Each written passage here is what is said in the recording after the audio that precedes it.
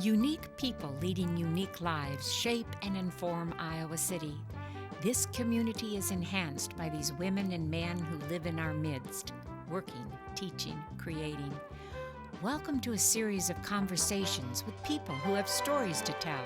Join my guests and me, Ellen Buchanan, in a series of interviews called One of a Kind.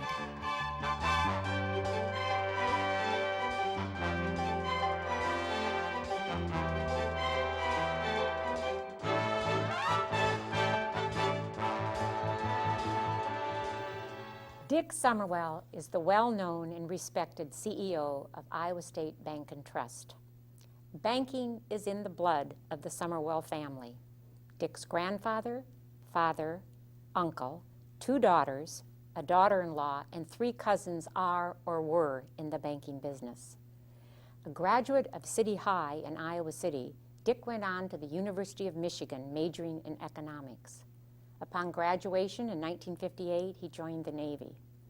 After spending 3 years in the service, the pull to enter the banking business was strong, so he joined Northern Trust Training Program in Chicago. 2 years later, he returned to Iowa City in 1963. An important part of Dick's story is an involvement in the community. In the 60s, he was instrumental in starting the bank's art program. For almost 4 decades, the bank has exhibited 3 to 4 artists' work each year and purchased work of local artists. Iowa State Bank and Trust was awarded by the community the Star Award for its support of the arts. He has so many community involvements, I'm just going to mention a few. On the Iowa City Development Group Board of Directors and past chair of the University of Iowa Libraries Friends Advisory Board, past chair of the Mercy Hospital Foundation Board of Directors, Iowa Plus Women Athletics Advisory Board, past president, Rotary Club of Iowa City, past president, involved in the Ronald McDonald House, Airport Commission member and past chair, Salvation Army Advisory Board, director of Save the Englert Coalition, founding sponsor of Riverside Theater, and past director of the Chamber of Commerce. Sculpture is a special interest of my guests. He had chaired the committee to acquire 2 pieces of public sculpture, one placed on Dubuque Street and the other in City Park. Another part of Dick's story is involvement in both the state and national banking organizations. He's a director and past chair of the American Bankers Association Institute of Certified Bankers, the Iowa Bankers Board of Directors, the American Bankers Association Community Bankers Council. He's on the board of Shazam that runs all the ATM terminals. The most important chapter in Dick's life is his family. He and his wife, Joyce, raised 3 children in Iowa City, Tracy, Kelly, and Jeffrey. They have 3 grandchildren, Katie, Tommy, and Ryan, and his hobbies include the visual and performing arts, travel, tennis, golf, hunting, and spending time at his cottage in northern Michigan. And I just heard that he was just inducted into the City High's Hall of Fame. Congratulations, Dick, and welcome to One of a Kind. Thank you. I know your story begins in 1935. You were born in Sioux City, Iowa. For people who are new to Iowa City and maybe don't know about the Summerwill family and banking, tell us the story of how it got started. Well, it really is sort of a long and circuitous story. My grandfather used to run a couple of lumber yards in northern Iowa, and this was in the 20s, and he decided that the way to really do well was to sell those lumber yards and go out to South Dakota and buy a big spread of ground and run cattle on. He did that very thing, and he did fine at that venture until the Dust Bowl and the Depression caught up with him. At that time, he lost absolutely everything that he had made so far. He gathered up his wife and his 3 kids and his car, which is all he had left, and moved to Sioux City, Iowa, where he went to work for the federal government, actually liquidating banks. as he had done that for about 4 years, they sent him to Iowa City and Johnson County to liquidate the old Johnson County Savings Bank, which is the building that we occupy, and 9 others. At the time that he had concluded the liquidation of those 9 banks, a group of businessmen in Iowa City asked him to open a bank. And you can imagine his surprise when a guy who had gone broke not that many years earlier was asked to open a bank. And they loaned him some money, all those businessmen, and he borrowed some more money in Chicago, and he borrowed some money in Des Moines. And lo and behold, on October 15th, 1934, he opened the Iowa State Bank and Trust Company. And sort of the rest is history. He had no loans and no deposits, but we've grown to well over $400 million at this time today. Dick, what other banks were in town in 1934 when Iowa State? The First National Bank was the only other bank in town at that time, and they had been started about a year earlier. What brought you, when you were 6 months old, your father and mother, was your sister born then too? My sister had been born, yes. So the 4 of you moved to Iowa City, and your father joined his father. Exactly. Correct? That's correct. And you grew up going to City High and graduating, and your dad was working for his father then in the bank. That's correct.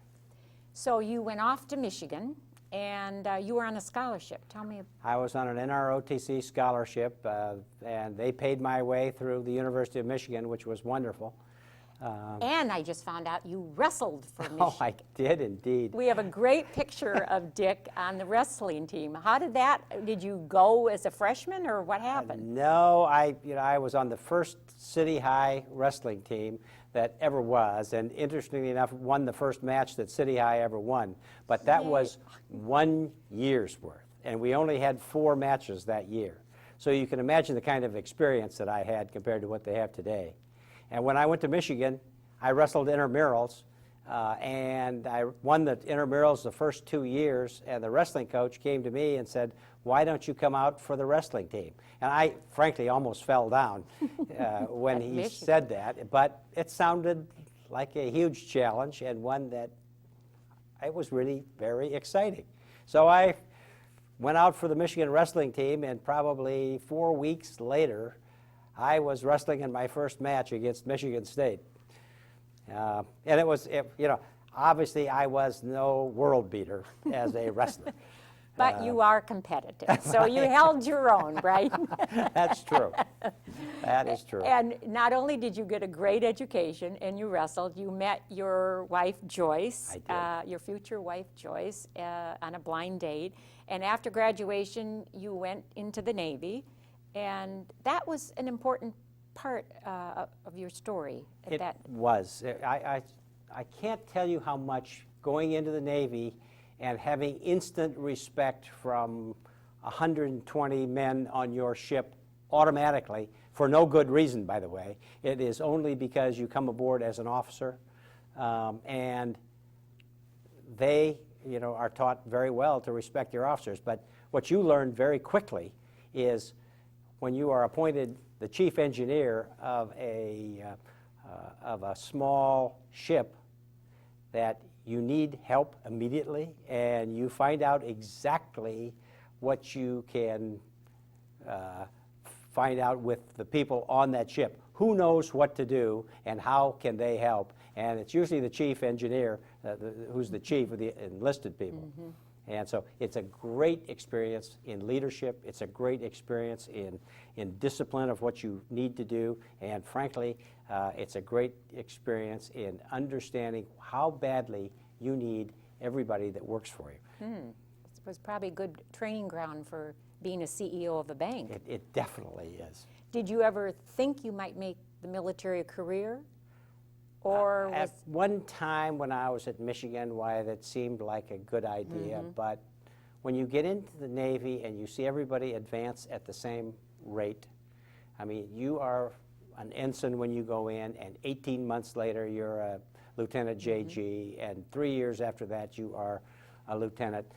There are certain things in there that don't sit quite right. And so it was easy to say at the end, no, I don't think this I'll is for leave me. and go Right. and get into banking training. And then you were in Chicago for 3 years, like I said in the introduction, and in 1963 you moved to Iowa City. Yes. And your father at that time was the CEO of the bank, correct? That's correct.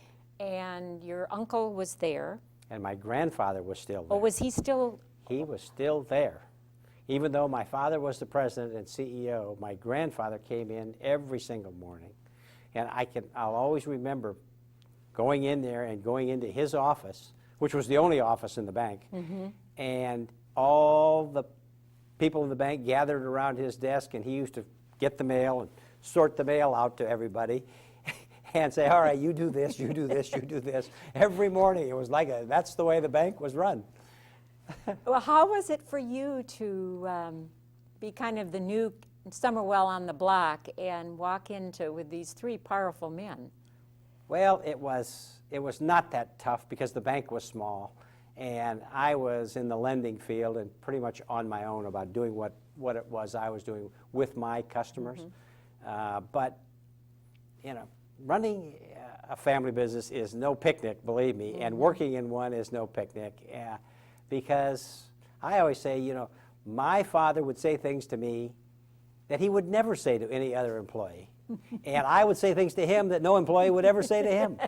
And it's been that way. And so, you have to forget what's happened at the bank when you go home. Yeah, I remember your father telling a great story that he and his father used to fight. They'd have the door closed and they'd be fighting, but then they'd come out and be united and then deal with the customer or whatever. Yeah. How do you think your leadership styles differ from your uncle and your father? Well, I am much more inclusive in my leadership style. They were all raised under the old style of command and control, where this is what we're going to do, and this you do this, you do this, you do this, and people don't do it unless they're told to do it. And I firmly believe that if you're not inclusive, it just doesn't work. You don't get the maximum out of anybody, including certainly me as well. So I am much more inclusive. I make sure that those people have bought into the ideas and that they understand what's going on. And, they may tell you something different, by the way, but that's what I try to do. Well, and you've also been an advocate for organizations that a lot of mainstream banks do not get behind and support over the years. That's been rather unique. That's true. When I see somebody or an organization that really is very, very good and very worthwhile, and it has no support, I'm automatically willing to sort of jump on board and say, let's see what we can do with this.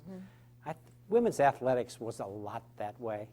Women's athletics, when it first started, was not liked by very many people. There were only a small number of women that liked it at that point. And yet that was a good thing to have come up. And I had 2 daughters, and it was important to me that women had a chance athletically. And so I was quick to sign on to that and was on it from the Iowa Plus program from the time it started until last year. And you've been involved, in my introduction I just touched briefly on your involvement in the community. Besides the Iowa Plus, the women's athletics, what are some of the most favorite things that you've been involved in that have really kind of resonated with you, that you kind of are at the top of your list? Well, I think it would have to start with the Ronald McDonald House. When John Colleton, frankly, when that idea came before him from the O'Briens, who run all the McDonald's in town, when that idea came before him and he bought onto it, he organized a group of us to lead the charge to get something done. And we worked really hard with locations and design and what would be in it, organization. And I was on the board and on the finance committee, and on the executive committee, and really on every committee except one at that time. And it was fun. We had a good crew of parents. Cliff Eldridge was there working for the hospital. We had a very, very good crew, and that was extremely rewarding when that came out of the ground and is doing what it is doing today. That's great. So the Ronald McDonald House, Iowa Plus, and what about your latest endeavor with the Englert? Has that been? Englert has to go down in my heart as one that is very special. It is a group of people who didn't know each other very well, a group of people who all decided to save the Englert Theater, all of them for the right reasons, and they banded together and had no reason in anybody's mind why they would succeed, both from an organizational standpoint and from a fundraising standpoint, and yet here we are just announcing the fact that we have raised enough money to buy the building. So that has to be a very special one for me as well. Well, I'm curious about, you've been here almost 4 decades, the second time, moving back in '63. What do you think have been the biggest changes, positive changes in Iowa City or our community, Johnson County, Iowa City, Coralville? What do you see? I mean, you've watched so many changes over the years. What are some of the positive changes? I say one of the things, first of all, that doesn't seem to change at all, and that's our city council. It always is an eclectic group that is hard to manage by anybody. And I laugh every time I think when people get so mad, but it is really one of the fun things about Iowa City. But it does not change. Some of the things that have changed really for positive, I think what Project Green has done for this city, how the trees and flowers bloom everywhere now, strictly because of Nancy Seiberling and Gretchen Hirschberger and those wonderful people who started that, and now all of the people who keep it going. I think that's one of the biggest positives. The next biggest positive that I see is Hancher Auditorium. I think those two things have changed the whole nature of Iowa City. It has made us aware of so many other things that get then changed positively. So I think those two things, frankly, are the two things that I think have done the most for Iowa City in the last 40 years. What do you think are the biggest challenges coming down the road for our community? What do you see some challenges for this community as a businessman? Well, as a businessman, I think people don't realize what a life force the downtown is for this community. I get a kick out of talking to all the people who are going to move their companies here, and they never talk about anything but Iowa City. The reason Rudy's Bakery is coming here is to Iowa City. Now, Rudy's Bakery ends up in North Liberty, which is just fine, but they came because of Iowa City. And so I hope that that challenge that we take is that we continue to keep Iowa City strong, because it and the university are sort of the goose that lays the golden egg for this area. And it's not right to not, or just to think about how fast Coralville and what a great job they're doing, or North Liberty or West Branch. It is an area, and Iowa City is the heart of that area. Have you worked over the years, have you seen over the years the university and town and gown issues of coming together and then pulling apart, that we do need each other, but have you seen changes in that, positive changes? Very positive changes. I do think the university and the city get along very, very well. And frankly, what we hear about is the disagreements. We never hear about all the agreements, and there are loads of agreements. And I think if we would look at other university towns, we would find that we are certainly in the top 10% of public relations good things happening between the city and the university. A typical example is one that didn't turn out all that well in some people's minds, but the Armajani Bridge across Dubuque Street. The city, the people in the city did not want that bridge. The university needed that bridge. The university went out of their way to hire the very best person that they could think of that was an artist that would design the very best thing going. And they hired somebody. It cost them a lot of money to do that, but they did it for a good reason. They did it to keep peace in the family, frankly. And they were very smart. And the controversy will be just fine over a while, after a while. You may not like the bridge, but at least you talk about it. Yeah, exactly. Now, I know sculpture is a favorite of yours, and you were, like I said in my introduction, on a couple committees to get the wonderful piece of sculpture on Dubuque Street, and then the one in City Park. Yes. Well, that was interesting. Once again, it was Nancy Seiberling who said to me, Dick, we need sculpture in this city. Do something. And so there I was out in front doing something. But we had a wonderful committee again, and we spent $66,000 for that sculpture, and the federal government put in fully 2/3 of that. The one on Dubuque Street. On Dubuque Street and the one in the City Park, both. They were both part of the same thing. And we had a great sculpture fair, and I'll never forget Metro Pavers, that their crew made a sculpture and put it in the middle of Washington Street because they were doing all the paving for urban renewal at that time. So that was wonderful, yeah. Sculpture is a favorite and something I hope to do a little bit more with when I have a little more time. Great. Well, tell me, I want to just talk briefly about was your idea to start this arts program in your bank, which is kind of unusual, buying artists and displaying artists' work. Almost 4 decades. It has been, and it's been very successful. We have a wonderful art collection now, but it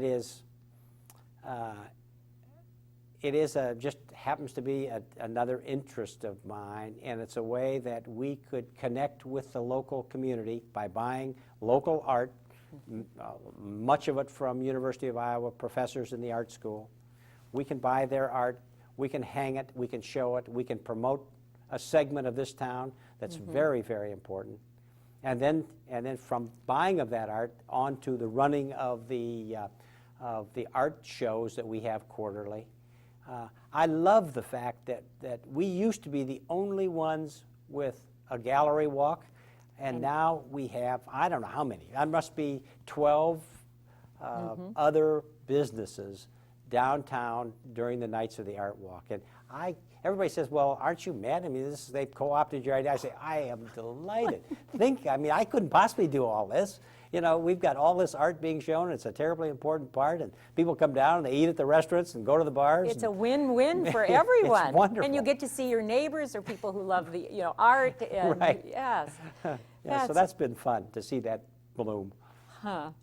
I always ask my guests, Dick, looking back on their life, who or what has had a major influence on you? I would say that my family, of course, has had a major influence. My dad was a super influence on me.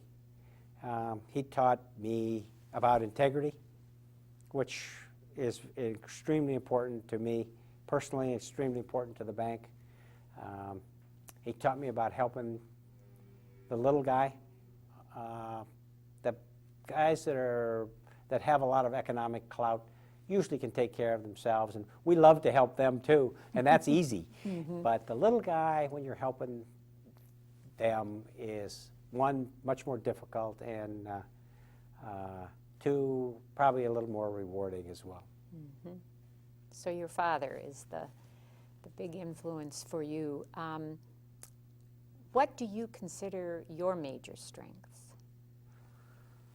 I would say that, once again, just integrity, forthrightness, honesty. I think those things are the things that I value the most.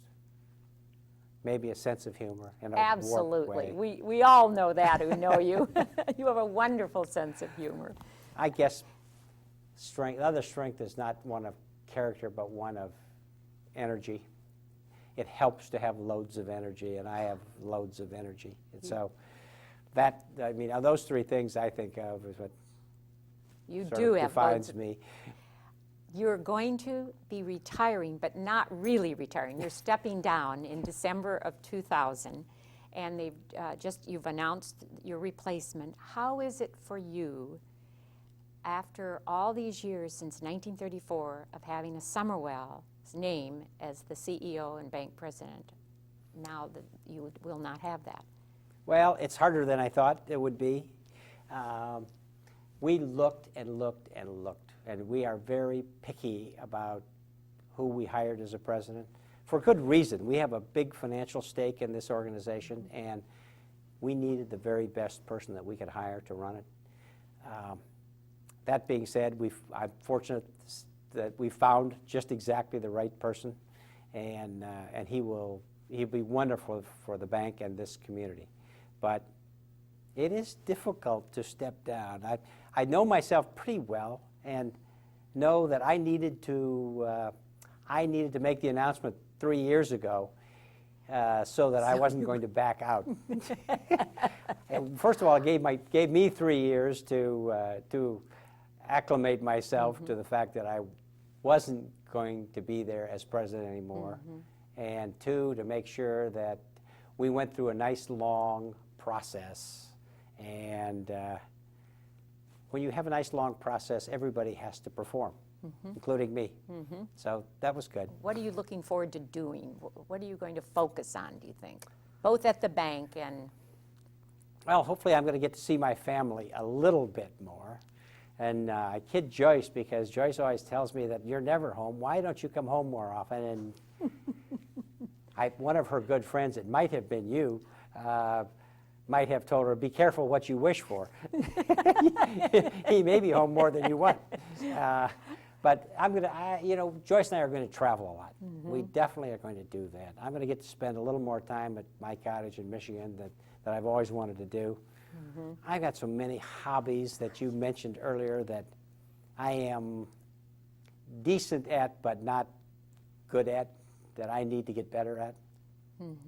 But what about at the bank? What are you doing something? Oh, I will be chairman of the board, and I'll be there probably 50% of the time. And I'll be out looking for other banks to buy at this when I get there. I just haven't had time to be a very good CEO of the holding company. And I look forward to doing a better job of that, spending more time. Basically, that means spending more time at the holding company level. And will you keep involved in your state and national banking organizations? I don't think so. I think that's probably gone for the time. I'll stay involved with the Shazam board, which is a very important board in terms, and it keeps you on the leading edge electronically, what's going on with technology in this business. So I'll stay on that for the foreseeable future, but I don't think I'll go back on those others. Take a break. You mentioned Joyce, your wife. You've got 3 of your family members who are in the banking business. Briefly mention where your kids are and what they're about and what they're doing. Tracy, my eldest daughter, is 39 years old, soon to be 40, and she is an investment banker for J.P. Morgan, and she's been in New York, Chicago, and is now in Los Angeles, and she is just incredible, an incredible person, and loves the banking business. Kelly, wonder where that comes from. Kelly, our 37-year-old, just had a birthday, and she's with the Northern Trust Company. She's a vice president there, and is a trust new business specialist. And she, once again, loves her job and is very good at it. And my daughter-in-law, Bridget, is also a vice president at the Northern Trust Company, where she is in the new business area as well, on the banking side, not on the trust side. So, and then Jeffrey Jeffrey is my son, who is, as I call him, my prodigal son, who is not in the banking business. Not in the banking business, but he is selling for a big medical company, selling hip replacements to orthopedic surgeons. And he's doing very well as well. It's nice to see them all doing well. And you have 3 grandchildren that you are enjoying being with. And Oh, I love them very much. Katie, 7 years old, who lives with Tracy in L.A., and Tommy and Ryan, who are Jeff's sons, who are a real handful. I think Jeffrey is getting, somebody is giving him what he gave to us, which is always fun to see. That's great. He gets no sympathy for getting no sleep. Oh, that's great.